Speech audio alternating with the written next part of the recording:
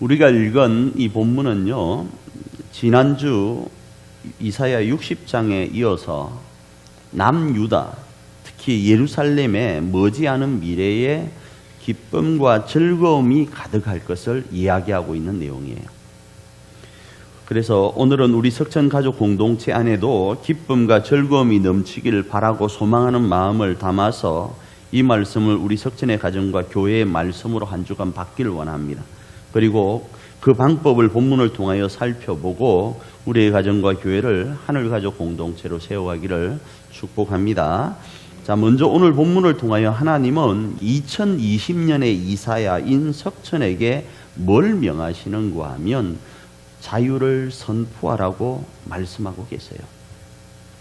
오늘 본문 배경을 잠시 설명하기를 원합니다. 그 당시 세계 모든 나라들이 전쟁으로 자국의 영토를 확장하려고 혈안이 되어 있던 시기였습니다. 이러한 상황은 이스라엘이 소속되어 있는 중동 지역도 다르지 않았습니다. 우리나라도 마찬가지였잖아요. 이 시대 때에는 동일하게 주변국과 싸워서 영토를 확장하는데 혈안이 되어 있었습니다. 특별히 그 당시 중동과 그 주변국들의 국가 간 전쟁은요, 국가가 섬기는 신들의 전쟁으로 생각했습니다. 그래서 어떤 국가가 다른 국가가 싸워서 이기면 우리 신이 상대국의 신을 이겼다, 이렇게 생각하는 전쟁이었다고요. 그런데 우리가 잘 아는 것처럼 이스라엘은 하나님을 섬기고 있었습니다. 그런데 그때에 이스라엘은 남유다와 북이스라엘로 분열되어 있었습니다. 우리 대한민국과 같이요. 바로 이런 현실 가운데 남유다의 언니격이라고 성경은 표현을 하고 있어요. 언니격인 북이스라엘이 자국의 보호자이신 하나님, 그러니까 여호와를 향하여 하나님, 여호와 나 필요 없습니다. 세상의 흐름 따라 세상이 하는 방식으로 나 살겠습니다. 내 소견에 옳은 대로 살겠습니다. 하나님 필요 없습니다 하면서 큰 소리치면서 하나님을 떠나버립니다. 그러자 주변국 아스루라는 나라가 보호자가 없는 남유다의 언니격인 이 북이스라엘을 유린합니다. 그리고 BC 722년에 멸망시켜 버립니다. 이렇게 북이스라엘이 아스루에 의해서 722년에 멸망되고 나서, 그리고 얼마 있지 않았어요. 남유다도 언니격인 북이스라엘의 전철을 그대로 밟고 하나님을 떠나버립니다. 에스겔은 이 상황을 다음과 같이 설명합니다. 에스겔 23장 31절입니다. 읽습니다. 네가 네 언니의 길을 그대로 따라갔으니 나는 네 언니가 마신 잔을 네 손에 넘겨주겠다. 이렇게 이야기를 하는 거예요. 북이스라엘이 걸어갔던 그 전철을 남유다가 그대로 답습하는 거예요. 따라가는 거예요. 어떤 것을요? 보호자이신 여호와 하나님을 필요 없다고 하는 거예요. 남유다도 그렇게 하는 거예요. 그 일로 인하여 이들은 어려움을 당하는데, 남유다는 바벨론으로부터 침략을 받아서 가난이 극심해지고 자유가 박탈되고 비탄 가운데 거하게 됩니다. 바로 이런 상황에서 하나님은 이사야에게 남유다로 가서 사도적 보내심을 감당하라고 말씀하시는 거예요. 어떤 상황요? 바벨론으로부터 공격을 당하면서 고통과 비탄과 가난과 억압 가운데 있는 상황 가운데 있어요. 그곳에서 뭘 외치라고 하는가? 바로 자유를 선포하라는 거예요. 너희가 지금 이런 환경 가운데 있지만 너희에게 자유가 있을지어다를 선포하는 거예요. 지금 선포하는 상황은 어떻습니까? 비탄과 아픔과 가난과 고통이, 아픔이, 억압이 있는 상태 아니겠어요? 그때 뭘요? 자유를 선포하라는 거예요. 그리고 이러한 자유는 여호와의 은혜의 해에 근거함을 말씀합니다. 이사야 61장 2절입니다. 읽습니다. 여호와의 은혜의 해와 우리 하나님의 보복의 날을 선포하여 모든 슬픈 자를 위로하되. 자, 이런 내용이 되겠습니다. 하나님을 떠나니까 너 하나님 떠나면 안 돼 하고 하나님이 맴매를 들었습니다. 남유다가 하나님을 떠나서 자기 소견에 옳은 대로 살아가니까 하나님이 맴매를 들어서 너 그러면 안 돼 하고 떼찌를 한 거예요. 그 떼찌 하는 매가 뭐인가 하면 아수르와 뭐요? 바벨론이었어요. 자, 그런데 여러분 애기들 키울 때 아시잖아요. 애가 말을 안 들어 어쩔 수 없이 때렸는데 때리고 나면 속이 상하잖아요. 그 아픈 부분을 보면 화가 나잖아요. 때린 내가 화가 나고 말 안 들은 그 아이가 화가 나고 또 애꿎은 이 맴매가 화가 나잖아요. 오늘 그 이야기를 하는 거예요. 이 보복의 날이라는 말은 하나님께서 이 막대기로 사용한 이것을 분질러 버리겠다라는 거예요. 그 보복의 날, 그 날을 은혜의 해라고 이야기를 하는 거예요. 이 일을 뭐라고요? 선포하라고요. 너희가 지금 하나님을 떠남으로 이런 아픔과 어려움 가운데 있지만 너희에게 자유가 있을지어다라는 거예요. 힘들고 아파하고 있는 이들을, 슬픔 가운데 있는 이들을 위로하라라는 거예요. 여기서 여호와의 은혜에 근거한다라는 말씀은요, 결국 진리이신 그리스도 예수님을 따라 선포하는 것을 이야기해요.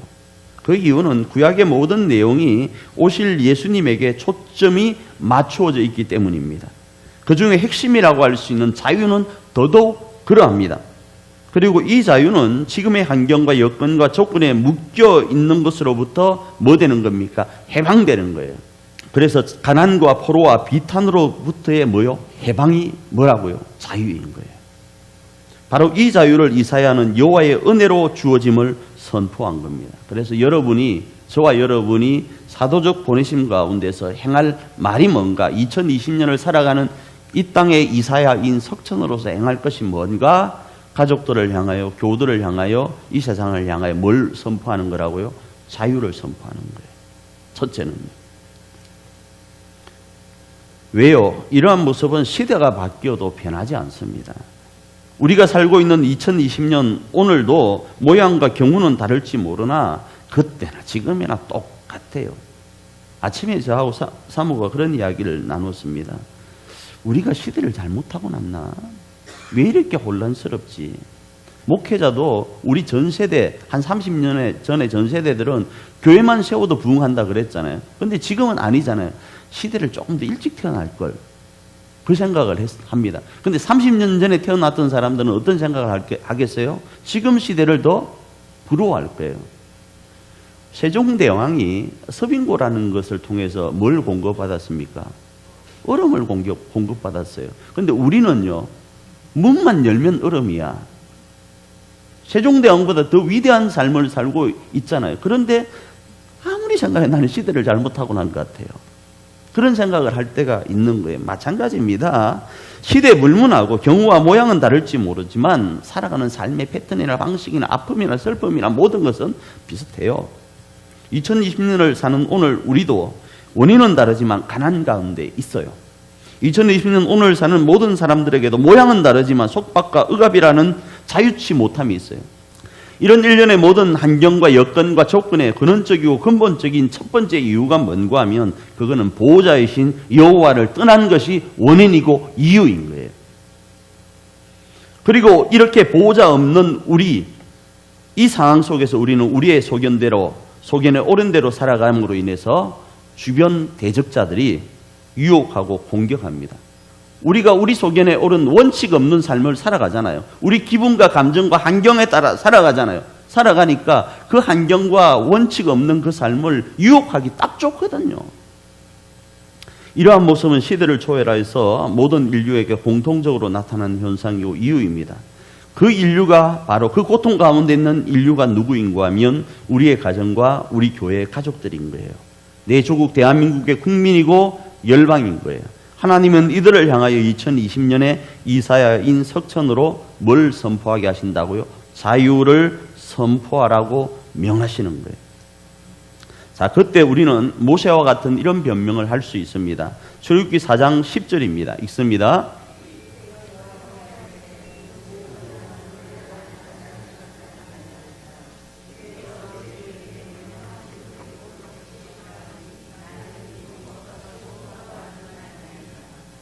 말 못해서 이랬을까요?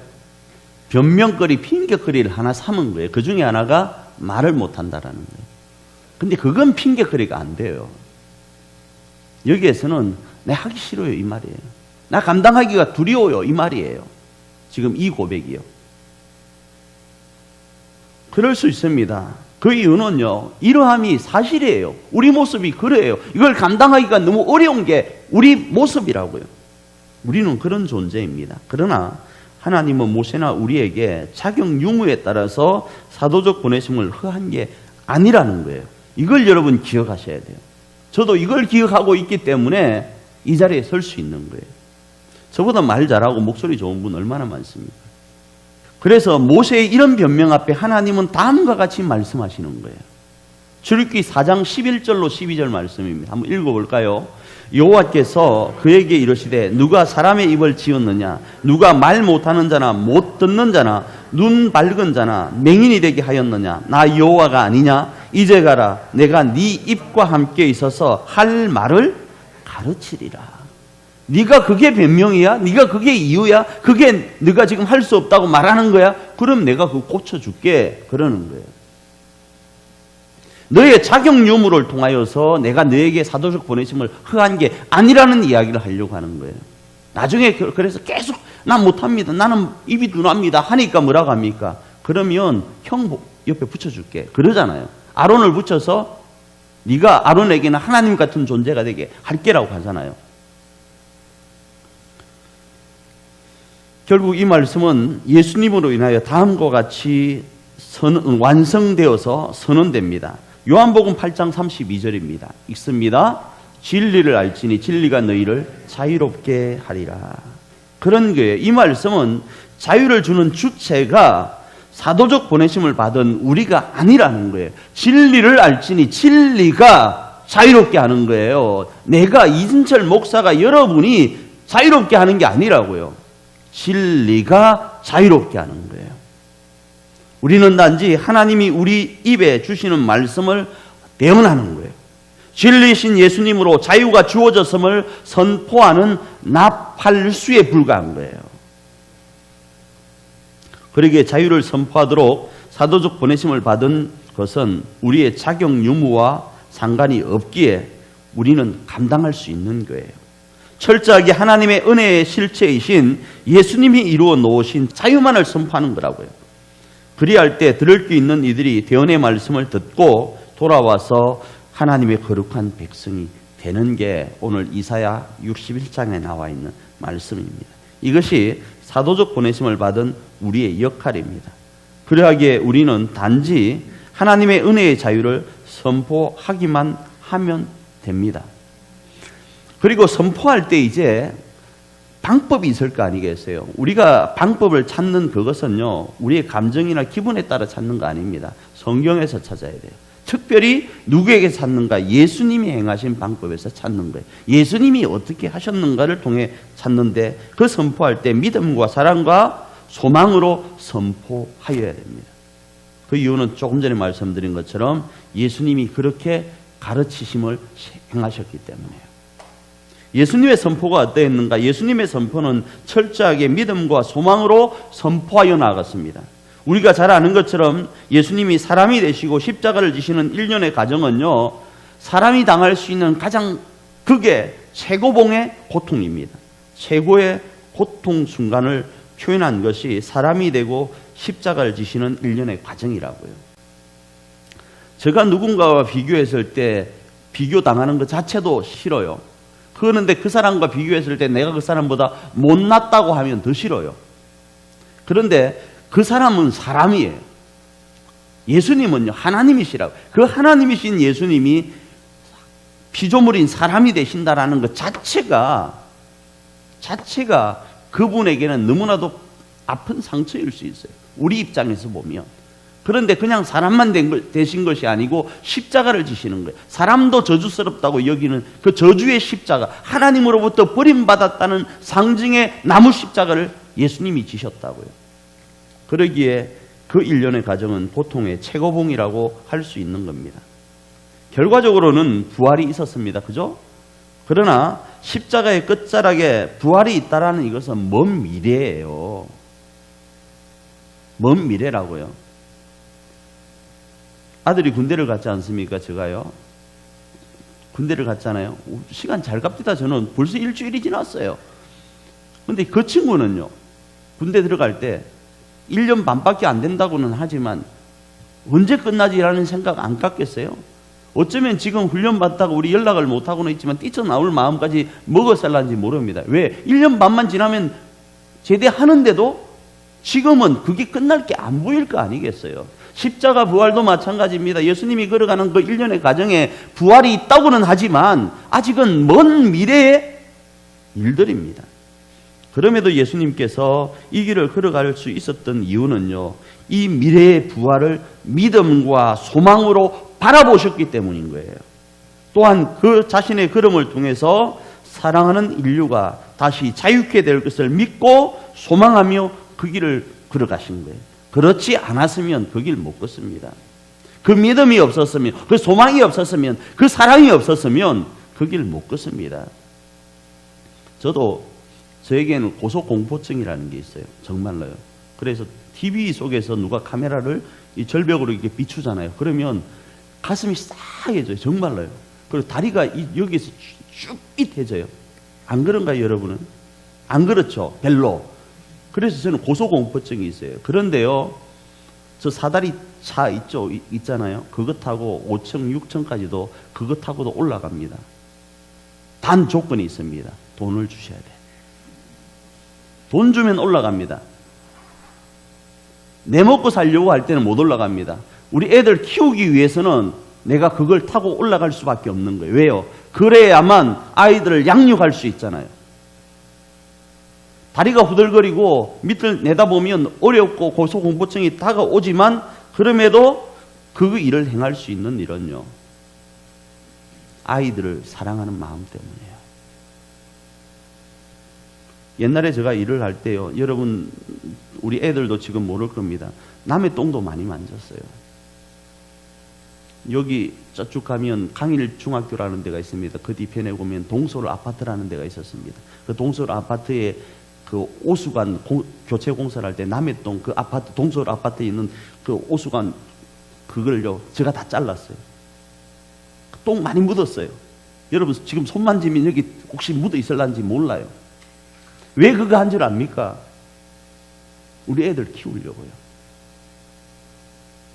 인물 되고 좀 멋있게 생겼는데 그 지저분한 거 하는 거 내 체질에 안 맞고 내 체면에 안 맞아요. 그때도 전도사였거든요. 근데 왜 그 일을 했는가? 사랑 때문에요. 예수님이 왜 십자가를 지셨는가? 사랑 때문에요. 내가 그 길을 걸어가면 반드시 우리 사랑하는 인류가 살아날 수 있다는 그것 때문에요.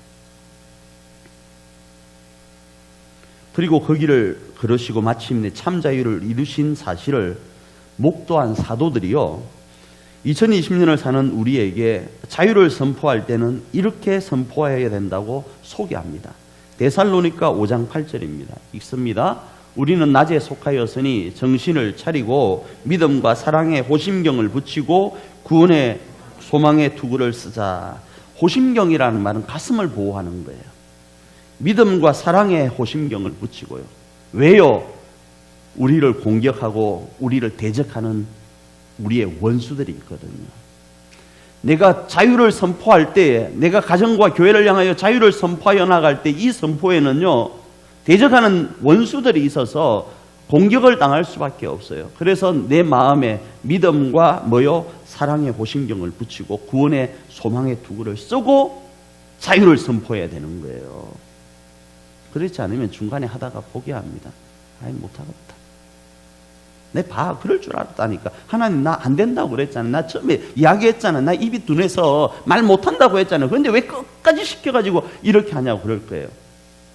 우리가 믿음과 사랑의 호심경을 붙이지 않았어요. 구원의 소망의 투구를 쓰지 않아서 그 공격 앞에 당한 거예요. 그렇습니다. 이 말씀은 우리가 사도적 보내심을 받은 현장은 주변국들의 공격으로 슬픔과 고통이 가득한 곳임을 말씀하는 겁니다. 그리고 우리가 이곳에서 자유를 선포할 때에는 주변국들의 주변국들이 자유를 선포하는 우리를 공격할 것임을 암시하는 내용이에요.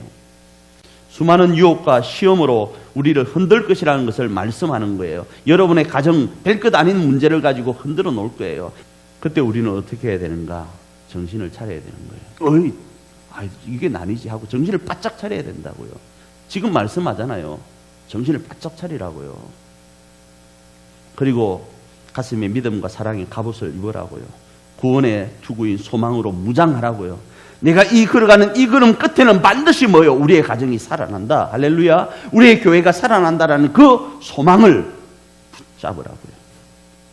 그리고 예수님이 이미 이루어 놓으신 그 자유, 부활로 이루어 놓으신 그 자유를 입을 열어서 선포하는 거예요. 그러면 이렇게 무장된 우리의 선포에 대적자들이 그래 한번 붙어보자 이럴 것 같죠? 성경은 말씀합니다. 피한다고요. 야고보서 4장 7절입니다. 읽습니다. 그런즉 너희는 하나님께 복종할지어다 마귀를 대적하라. 그리하면 너희를 뭐 한다고요? 피하리라. 주눅들 것 없습니다. 강하고 담대하게 대적하는 거예요. 그리고 이러한 선포는 이론을 넘어서 우리의 전인적인 모습으로 선포되어야 되는데 바로 우리의 생각과 말과 행동으로 선포해야 됩니다. 이 말씀은 믿음과 소망과 사랑으로 무장된 상태를 보여주는 우리의 자신감이 될 거예요. 내가 믿음과 사랑과 소망으로 무장되어 있다. 그러면 우리의 생각 자체도, 우리의 말의 자체도, 우리의 행동 자체도 달라지게 되어 있어요. 저와 여러분이 정말 자유하기를 원합니까? 우리 석천 가정과 교회 공동체가 자유하기를 원합니까? 그렇게 하려면요, 저와 여러분의 생각이 먼저 예수님이 사용하신 믿음과 소망과 사랑으로 충만해야 돼요. 일주일 말씀만 들어가지고, 한 주 말씀, 그러니까 주일 말씀만 들어가지고는 조금 있다가 이 말씀이 사라져요. 제발 부탁이. 그래서 계속 되새김 하셔야 돼요. 지금 이 시간 이 말씀 듣고 나서 여러분 이 문을 나가는 순간 까먹기 시작하잖아요. 그래서 되새김 하셔야 된다고요.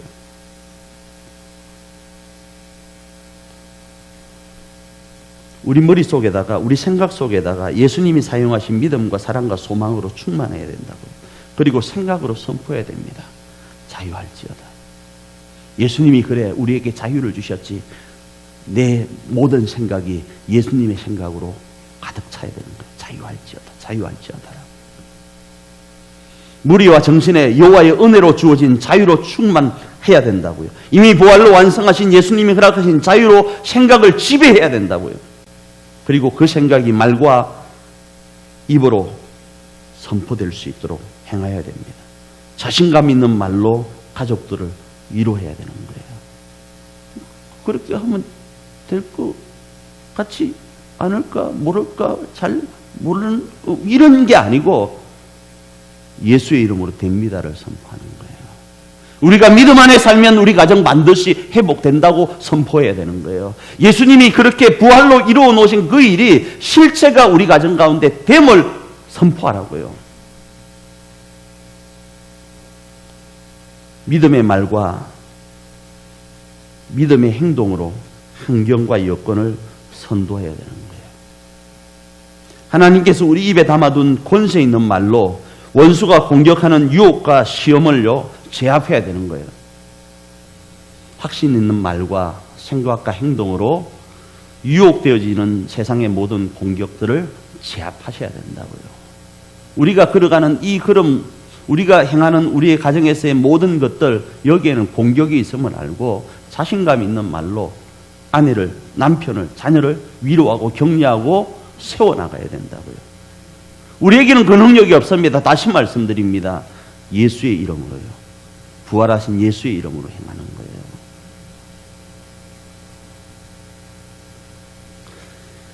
그러면서도 여러분 또 다시 속으로 그래도 목사님 나에게는 그럴 능력이 없어요.